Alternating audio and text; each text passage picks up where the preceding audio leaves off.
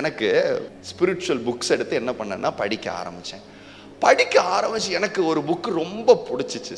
அந்த புக்கை எடுத்து படிச்சுக்கிட்டே இருக்கேன், திருப்பி படிக்கிறேன். எனக்கு அவ்வளவு பிடிக்குது அந்த புக்கு.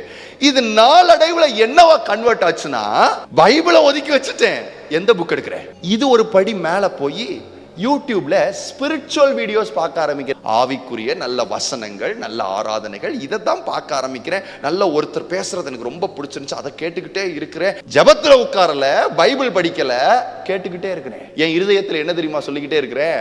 ஏசப்பாவோட விஷயத்தை தானே நான் கேட்கிறேன், ஏசப்பாவுடைய வசனம் பேசுறவருடைய பிரசங்கத்தை தானே நான் கேட்கிறேன். இப்ப என்ன ஆகுதுன்னா, நான் பாவம் செய்யல, தேவ பிரசன்னத்துல இருக்கிற சந்தோஷத்தை காட்டிலும் வேற ஏதோ ஒண்ணு என்ன செய்யுது, சந்தோஷப்படுத்த ஆரம்பிக்குதுன்னு அர்த்தம். அந்த நல்ல காரியம் கூட ஏசப்பா பிரசன்னத்துல இருக்கிற சந்தோஷத்தை காட்டிலும் அது கொஞ்சம் உங்களை இழுக்குதுன்னா கேர்ஃபுல்லா இருங்க.